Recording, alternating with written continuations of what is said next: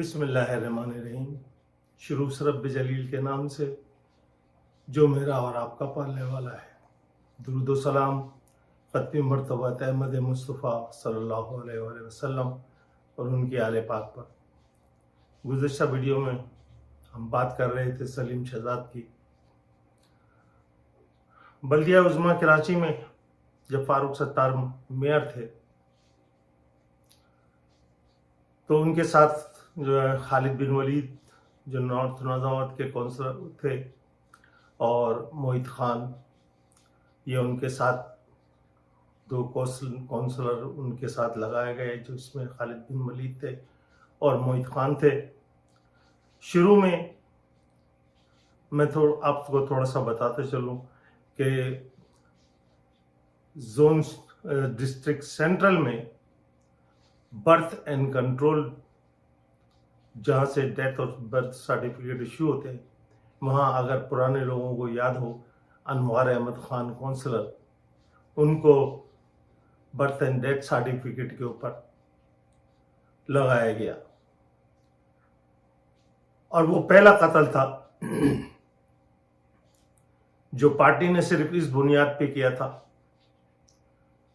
कि अनवार अहमद खान 10,000 रुपये महीना वहां से रिश्वत ले रहे थे, जिसको पार्टी में जीरो टॉलरेंस, और उनको इस वजह से गोली मार दी गई। जब केएमसी में खालिद बिन वलीद और मोहित खान दोनों फारूक सत्तार के अंडर में काम करते थे, लेकिन ये दोनों वो तमाम फाइल्स, एक बदर इकबाल को रिपोर्ट करता था और दूसरा सलीम शहजाद को रिपोर्ट करता था, और बदर इकबाल और सलीम शहजाद 500 रुपीस पर फाइल लेते थे। और ये तमाम सूरत हाल इसी तरह चल रही थी, लेकिन तंबी और पूछगछ बदर इकबाल से हुआ करती थी, लेकिन सलीम शहजाद से नहीं हुआ करती थी। बाद में आमिर आफाक, इन्होंने जब खालिद बिन वलीद की लग थी कि वो जेल में थे नजीब के कत्ल में के इल्ज़ाम में, वो जेल में थे, लेकिन मोहित खान बाहर थे। मोहित खान को उठाया गया, उन्हें पीली कोठी में कूटा गया, उन पे शेर के बच्चे छोड़े गए और उन्होंने सब कुछ उगल दिया कि हाँ 500 रुपये पर साइन सलीम शहजाद के और 500 रुपये पर साइन बदर इकबाल के। तो ये मेरे दोस्तों और ये साथियों, ये सिलसिला चल रहा था मुस्तकिल पार्टी में।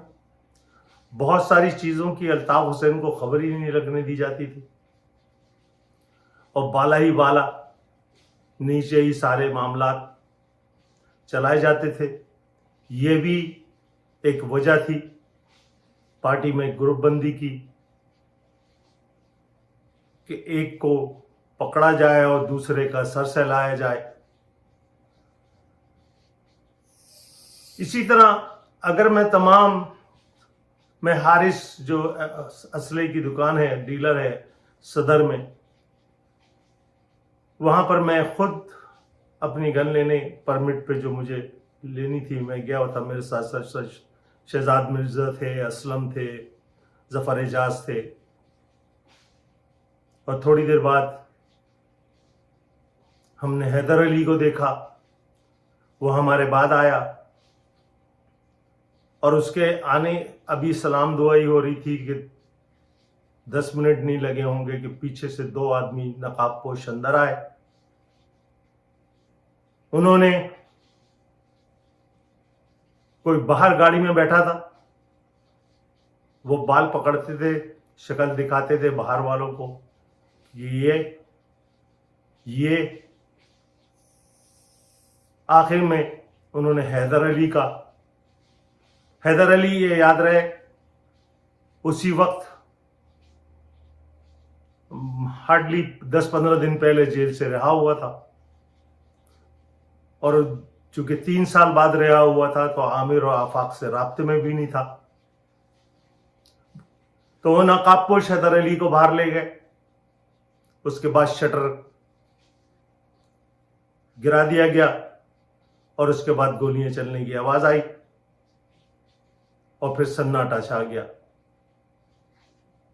इसका विटनेस असलम भी थे, मैं भी था, जफर एजाज भी थे और शहजाद मिर्जा मरहूम भी थे।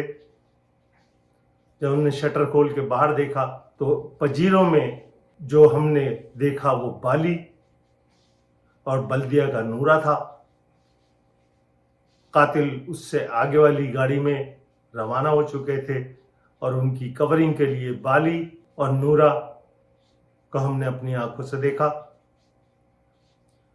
तो ये तमाम सूरत हाल चलती रही। दोस्तों, मुझे लगता है मेरे पास वक्त कम है, तो मैं अपने तमाम माजी के जो मेरे सामने होता रहा, गुजरता रहा,